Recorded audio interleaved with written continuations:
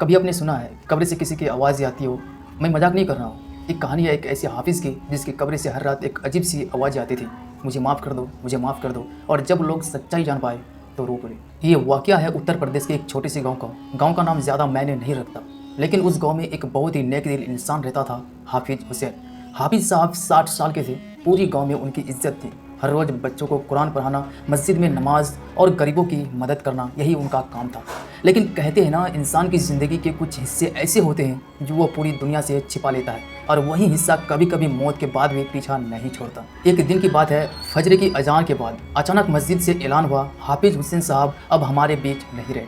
पूरा गाँव सदमे में आ गया। उनकी जनाजे की नमाज में सैकड़ों लोग आए, और जब उन्हें गांव के कब्रिस्तान में दफनाया गया तो सबने तस्लीम किया, बेशक ये आदमी जन्नत के हकदार है। लेकिन कहानी यहीं खत्म नहीं होती। दफन के तीसरे दिन रात के वक्त कब्रिस्तान के पास एक आदमी जानवरों के लिए घास काट रहा था। अचानक उसे ऐसा लगा जैसे कोई बहुत धीमी आवाज़ कह रहा हो, मुझे माफ़ कर दो, मुझे माफ़ कर दो। वो डर गया, लेकिन सोचा शायद हवा का असर होगा। दूसरे दिन फिर वही बात, और तीसरे दिन गांव के कई लोगों ने ये आवाज़ सुन ली। अब बात पूरे गांव में फैल गई। हाफिज़ हुसैन की कब्र से हर रात अजीब सी आवाज़ आती है। कुछ ने कहा शैतानी असर है, कुछ ने कहा किसी ने जादू कर दिया होगा, पर एक बुजुर्ग मौलाना ने कहा नहीं, ये आवाज़ें किसी रूह की तरफ है, इसकी तह तक जाना जरूरी है। मौलाना साहब ने गांव के कुछ लोगों को बुलाया और कहा, हाफिज़ हुसैन नेक इंसान थे, लेकिन अगर उनकी रूह तड़प रही है तो कुछ ऐसा जरूर है जो उन्होंने दुनिया से छिपाया होगा। उसके बाद गांव के एक 80 साल के बुजुर्ग खड़े हुए, और जो उन्होंने कहा वो सुनकर हर कोई शन रह गया। आज से 35 साल पहले हाफिज़ हुसैन गांव के स्कूल में टीचर थे। एक दिन एक 10 साल का बच्चा स्कूल आया, नंगे पैर, फटे कपड़े, लेकिन आंखों में रोशनी थी।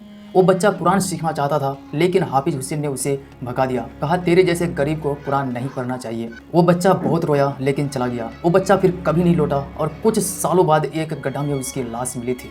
पूरा गांव शांत हो गया। किसी को विश्वास नहीं हो रहा था कि हाफिज़ हुसैन ने ऐसा किया था, लेकिन मौलाना बोले शायद वही बच्चा, वही गलती आज उनकी रूह को बेचैन कर रही है। अगली ही रात गांव के सारे लोग इकट्ठा हुए। मस्जिद में एक खास दुआ रखी गई, या अल्लाह, अगर हमारी हाफिज़ से कोई गलती हुई हो तो उन्हें माफ़ कर दे, उनकी तड़पती रूह को सुकून दे दे।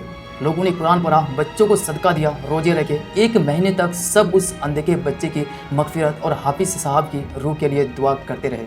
और फिर एक रात के बाद वो आवाज़ें बंद हो गई। इस कहानी से क्या मिला हमें? हम इंसानों को ये समझना होगा कि नेक काम सिर्फ बाहर दिखाने के लिए नहीं होते। अगर किसी का दिल तोड़ो तो किसी मासूम की उम्मीदें मत तोड़ो। वो दर्द, वो तरफ अल्लाह के सामने भी खामोश नहीं रहती। हर इंसान से गलती होती है, लेकिन अगर दिल से माफ़ी मांग लो तो अल्लाह माफ़ करने वाला है। अगर आपके दिल में भी किसी से जुड़ी कोई कसक है, कभी किसी मासूम से रूखा व्यवहार किया हो, तो आज ही माफ़ी मांगो, क्योंकि मौत सबके लिए है और रूह की तरफ कोई कब्र भी नहीं छुपा सकती। अगर आपको ये कहानी पसंद आई हो तो कमेंट ज़रूर करें, आमीन। और अगली कहानी कौन सी होनी चाहिए नीचे बताओ, सब्सक्राइब भी ज़रूर कर लेना।